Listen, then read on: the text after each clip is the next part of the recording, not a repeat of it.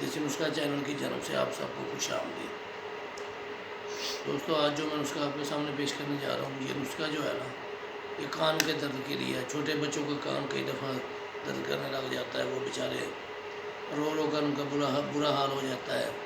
بڑے انسان کا بھی کئی دفعہ، بڑے آدمی کا بھی کان میں درد ہو گئی ہے۔ درد ایسی ہے جو انسان کو نا بہت زیادہ تکلیف دے ہے، یہ برداشت نہیں ہوتی، کیونکہ یہ نازک اعضاء ہے، اس لیے اس کے لیے بہت ہی کامیاب نسخہ ہے۔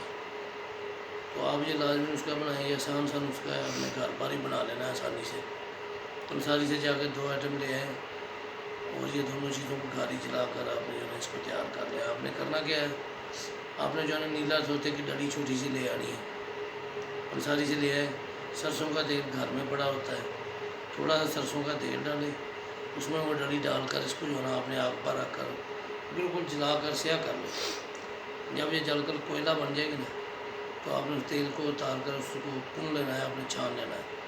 چھان کر آپ جو ہے نا جس کے کان میں درد ہو اس میں 2-3 قطرے جو ہے نا اس کو ڈالیں، انشاءاللہ فوری ڈالتے جائیں گے اور فوری سکون ہو جائے گا آپ کان کے درد کا۔ اس کے لیے بہت ہی کامیاب اور مفید نسخہ ہے، اور یہ لازمی بنا کر جو ہے گھر میں بھی رکھنا چاہیے۔